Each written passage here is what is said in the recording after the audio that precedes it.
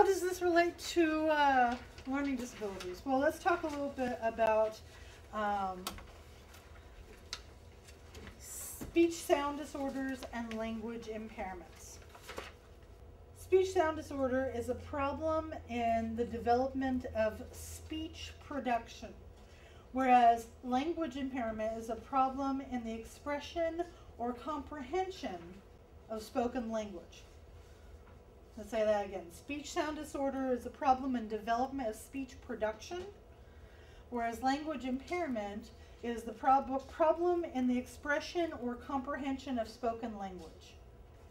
It's important because reading disorders are linked to these. Okay?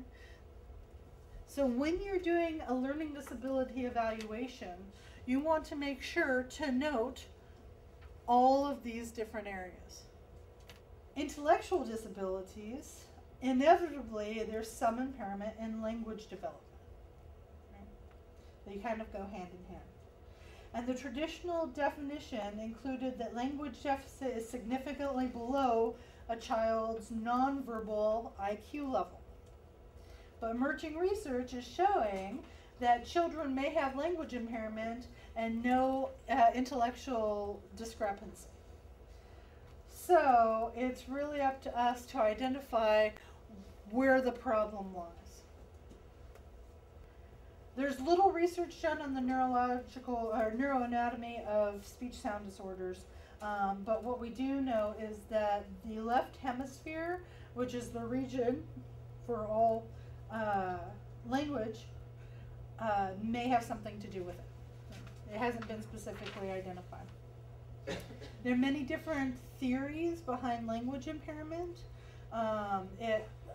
Many theorists suggest that the core deficit lies in particular aspects of syntax, evidenced by problems with past tense. So if you have a child that's saying, he walked there, as opposed to he walked there, that might be indicative of language impairment. To diagnose language impairment, you really want to ask, was the language development delayed? Particularly for expressive language. And do they have a history of articulation deficits? Possible. Speech sound disorders, the best way to diagnose this is the child reluctant to speak or very quiet? Does the child speak with full sentences? Do they conjugate verbs? Do they have any word finding problems? Oftentimes, speech sound disorders are comorbid with reading deficits. A parent might notice that their child has an immature use of grammar, in essence. So speech sound disorders are really easily observed. They're pretty straightforward. That's one of the easier things to diagnose as opposed to language. So let's talk for a minute about developmental coordination disorders. Child with a developmental coordination disorder is going to be slower to acquire early motor milestones, and their balance is going to be affected, as well as their gross and fine motor coordination for everyday activities. And it's going to be seen in everyday activities. It's not going to just be seen in one setting. All right, it's going to be seen through many settings. Roughly 5 to 10% of the population with a male to female ratio of 3 to 1. And common comorbidity is speech sound disorder and language impairment, with 30 to 50% of children with ADHD also meeting criteria for developmental coordination disorder. More severe developmental coordination comes from things like cerebral palsy, Huntington's, Parkinson's, and acquired apraxia. And the brain mechanisms involved, in case you guys are really interested, is the primary and secondary motor areas in the frontal cortex and cortical spinal tracts that projects through the spine. So in essence, planning and initiation of voluntary skilled movement is impaired. Cerebral palsy is the best understood developmental coordination problem. We know specifically that 75% of cerebral palsy is of the spastic subtype, which is increased muscle tone and reflexes that impair mobility. There are different types, the diplegia, which is both legs are affected, quadriplegia, which is all four limbs, and hemiplegia, which is half one side or the other. Sensory integration disorder I threw out there is one of the areas that is not actually a validated disorder.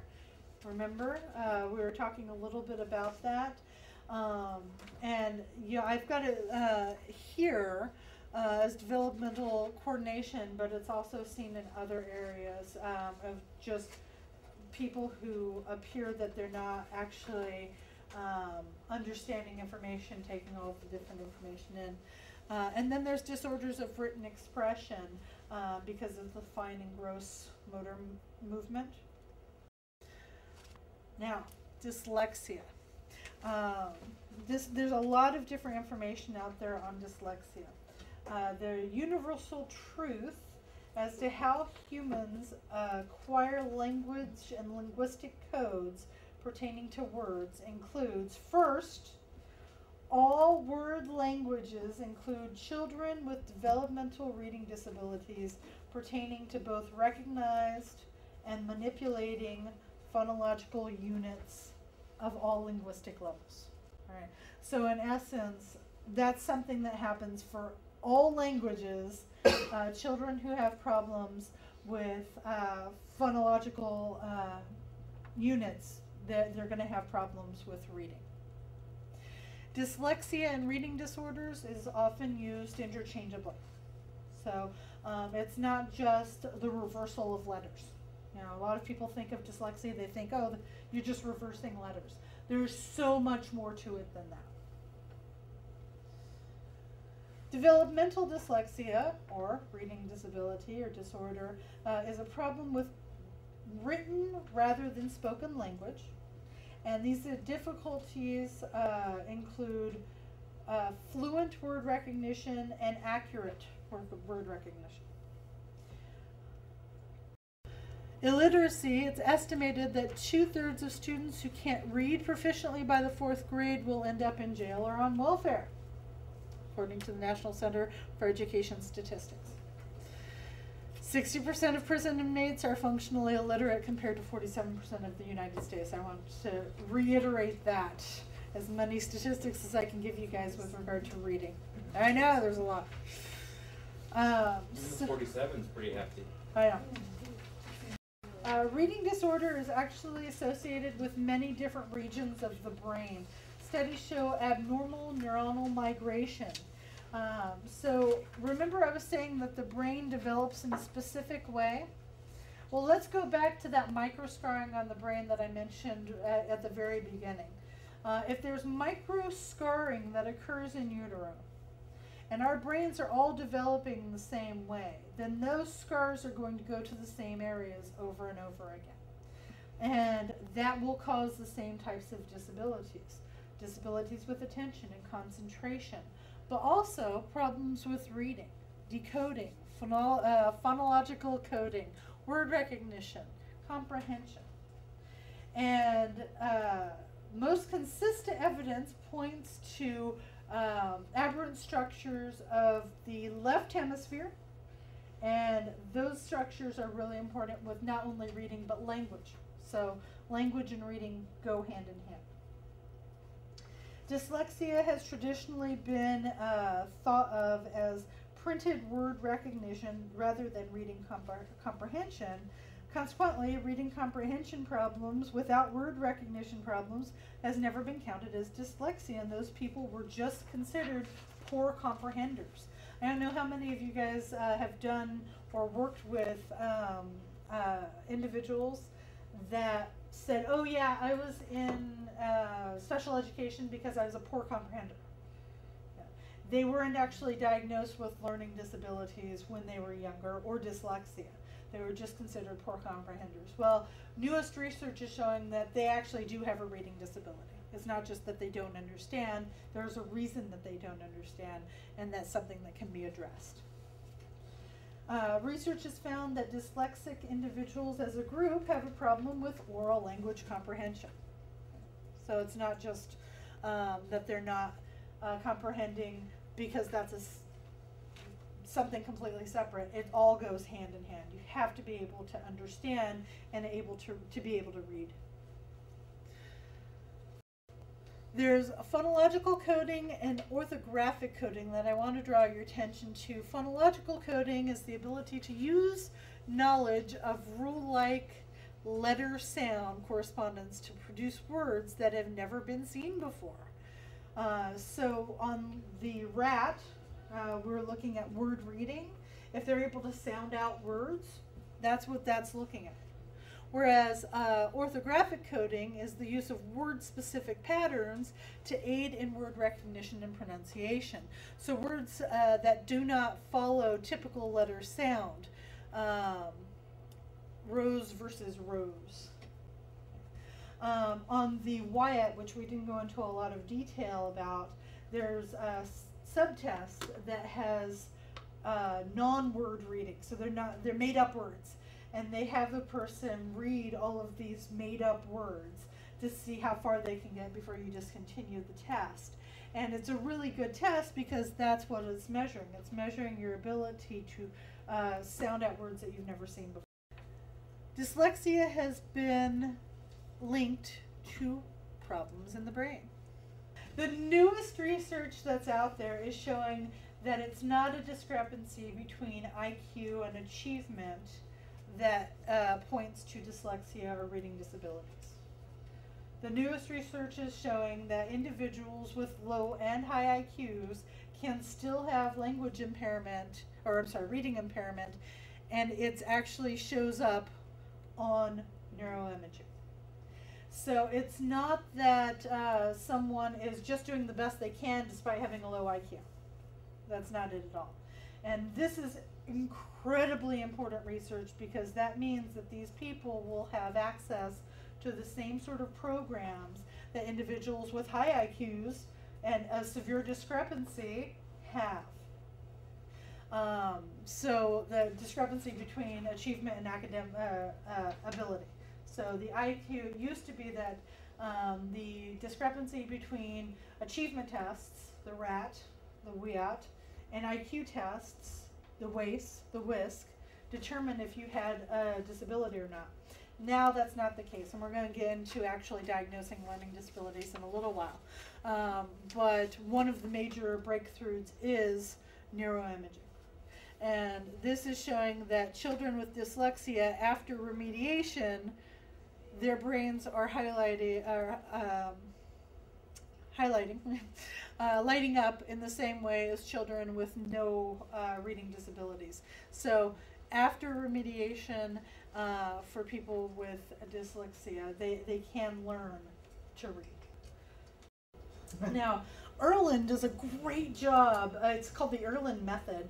There are other methods out there for helping people overcome their dyslexia by using colored slides to read. So they instead of having a flat white background, they have different colors that move down the page as you read. You move the little slider down the page that just highlights the line that you're on. And instead of having the stark black white, which can make the letters change in shape and color and size, that colored slide also changes the background for you. There's 100 different methods that they have. I suggest you look it up. It's really kind of cool, some of the stuff that they're coming out with to help people with reading disorders. Your behavioral observations are key with helping diagnose someone with reading disabilities, and certainly the earlier you get them, the better. People with learning disabilities will present with spontaneous spelling as opposed to spelling tests. Some children will memorize word lists so that they don't do poorly. Also, the letter number reversals, memorizing basic math facts, or having unusual reading or spelling errors. Also, slower than normal reading. If someone reads really, really slowly or has really slow writing speed. Problems with headaches, stomach aches, school refusal, that sort of thing. You'll see in younger kids. And what do we see in older kids or adults? Work refusal, stomach aches, giving up easily, quitting their job. Other things that you can look at is the refusing to read something aloud. That's a very good key. And visual errors. So they'll say cat instead of car when they're reading out loud. And I've actually had that happen quite a lot. I've had an inmate or someone, I'll ask them to read me a paragraph out loud, and they'll just make spontaneous errors like that. You'll also see that on the word reading subtest of the RAT, when they're reading the words, and you can pause them and say, could you read that word again? I think 1 or 2 times, but after that they catch on. But take note if they reverse letters or if they substitute new letters. Lexical errors, especially for non-words, that would be found in the Wyatt. If the word is bin, B-I-N, or another made-up word, they might substitute a word that they know, like boy. Spelling errors and reversal rates, bog instead of dog. The remediation efforts that are made, especially with younger kids and in school, are ways of helping fix the brain so that they are able to read, so that they can overcome the disability early on. I'm the eternal optimist. I say never. I say it's never too late to start implementing some of these remediation tactics and helping people, especially if they're willing to do it. If people are willing to learn and be rehabilitated and start implementing some of these many different techniques that are out there, they can change their brain. What we're finding over and over again, I don't know about you guys, but when I was first going to school, I was told that you have as many brain cells as you're ever going to have. And then you start killing them off, and when you're about 16, you kill off a lot of them. And, you know, you go to the wild parties when you're in kinder college, and oh, there goes some more.